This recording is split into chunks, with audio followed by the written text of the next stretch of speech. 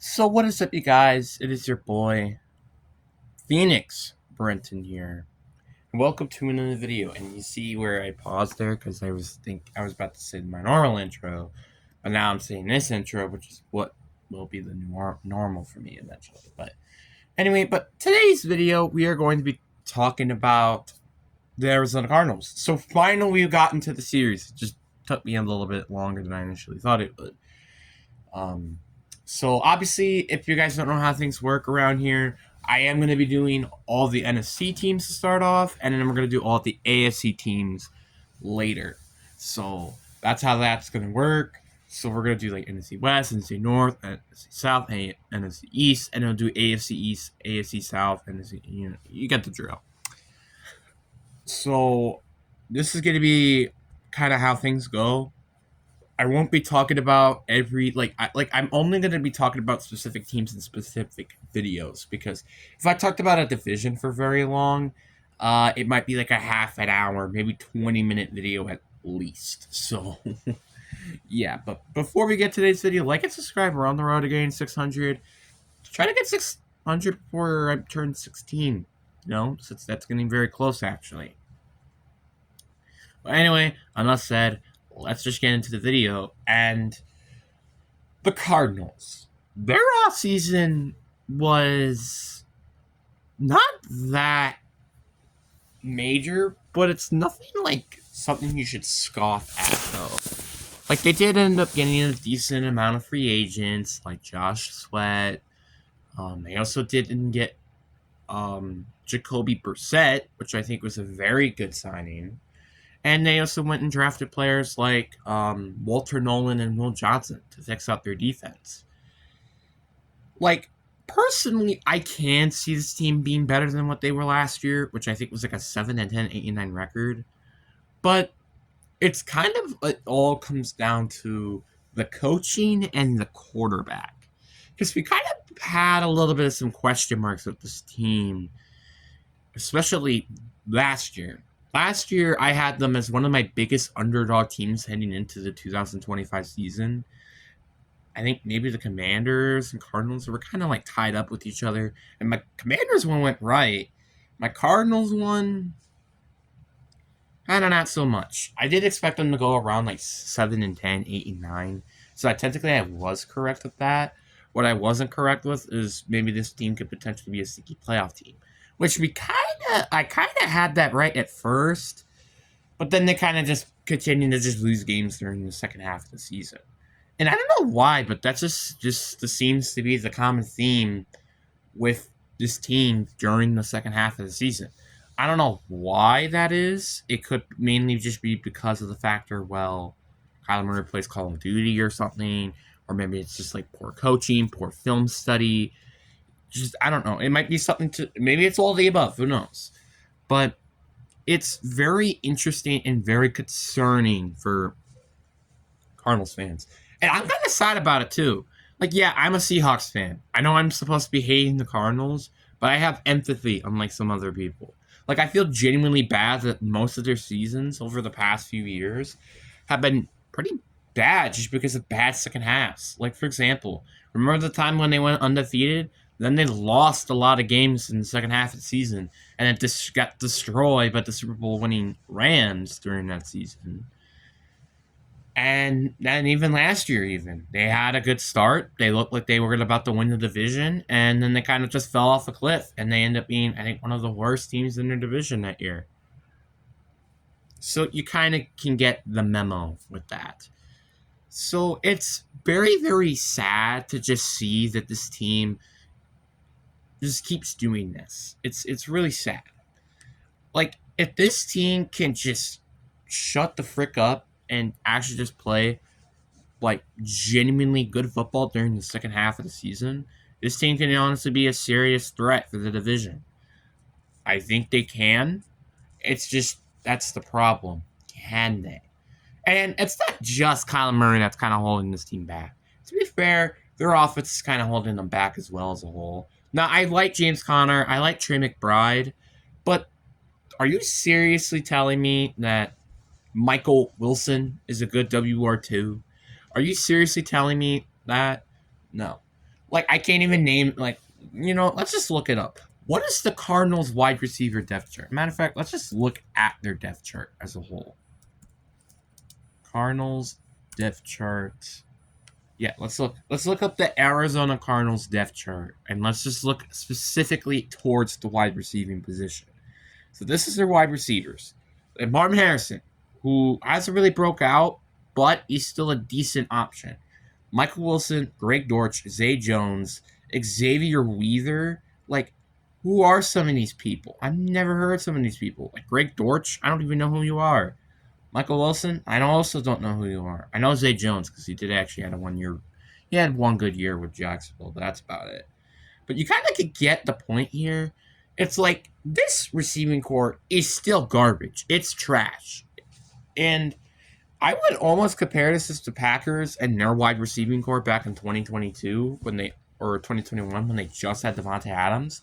But they don't really have a Devontae Adams because Marvin Harrison is, yeah, not a bad receiver, but he's not a great receiver either. And you can't just rely on Trey McBride to do everything for you. You just basically can't. And another problem that this team has is their offensive line. Like, outside of Paris Johnson, this offensive line is very questionable. Like, they have Evan Brown, Isaiah Adams, Ahijah Forgic, and Jonah Williams. That's a very questionable offensive line. Outside of maybe Paris Johnson Jr. They do have Kevin Beecham, which is a very solid backup option. But again, it doesn't matter how good your backups are when your starters aren't that good, and they're honestly good as backups.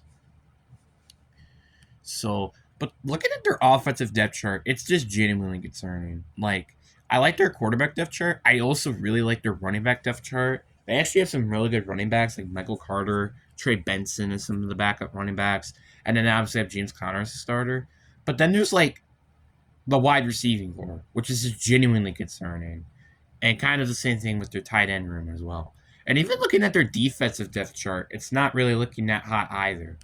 Like, I do personally like Garrett Williams and Jalen Thompson, Will Johnson, Baron Browning, Walter Nolan, Josh Sweat. But the overall depth of that defense, and I guess Buda Baker too, is not that good. It's actually pretty bad. Like, it's kind of concerning. Like, I do like their edge rusher depth chart with players like Xavier Collins, BJ Ojolari. I do like those players and Darius Robertson, but it's still very, very concerning if I'm Arizona because it's like it's almost how I almost pin that point the Seahawks. Yeah, they have good players. They just don't have elite or great players. That is what their defense is. They have good players, but not great to elite players, which you kind of hope that can change heading into the 2025 season, because that's going to be a big difference from you guys just being what they were last year to actually being a serious threat in the playoff race. Because I'm going to be honest with you, the NFC wildcard is a huge, huge, wide open hole. So let's just say, for example, the Eagles, the Niners, the Lions, and the Bucks, they all had their divisions. So let's see what are serious contenders for the wild card spots. We have the Washington Commanders, we have the LA Rams, we have the Seattle Seahawks. So that's 3 teams. The Green Bay Packers, the Minnesota Vikings, the Chicago Bears, so that's 6. And I would say that's it.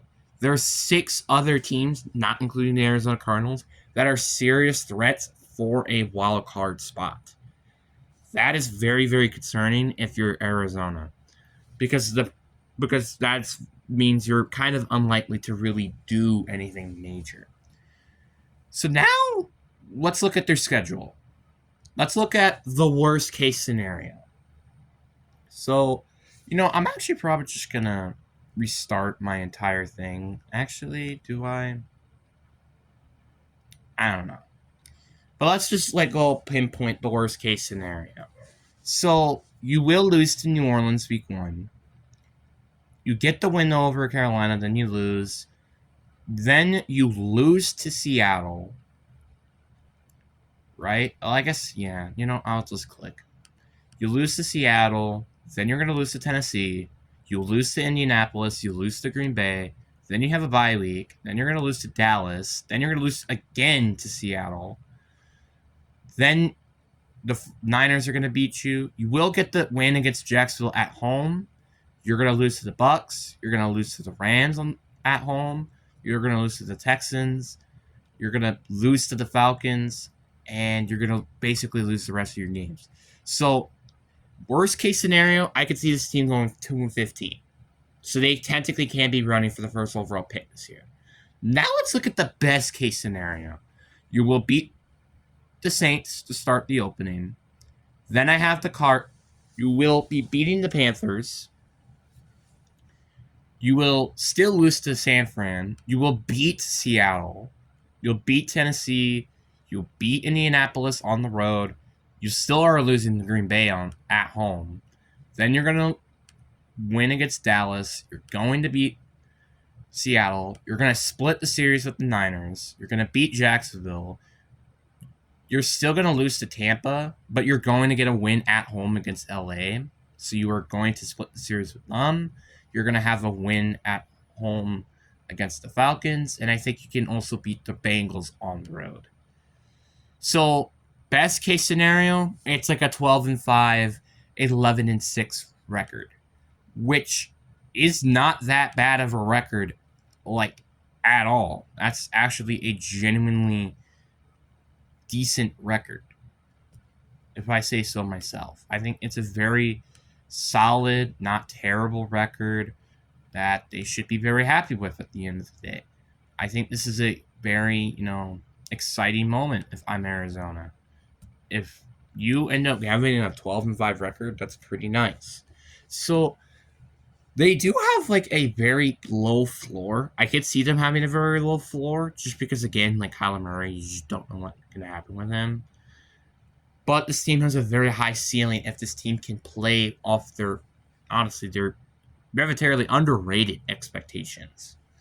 So again, I have them going 7-10, which is actually making them one of the top 5 worst teams specifically the 5th worst team in the NFC, I believe, right? 16, 15, 14, 13, 12. Yeah. They are the 5th worst team in the NFC, which isn't saying like that's a bad thing, but it's not a great thing either, because that means you're still pretty far away. I love how people are saying like, oh, AC, they're so tough to be over there. It's kind of tough to be in the NFC too, because the NFC South is pretty much garbage outside of the Bucks. But outside of that, it's a very tough division anywhere else you go. Anywhere else you go is a very tough place to actually, try to get a playoff or a division title from.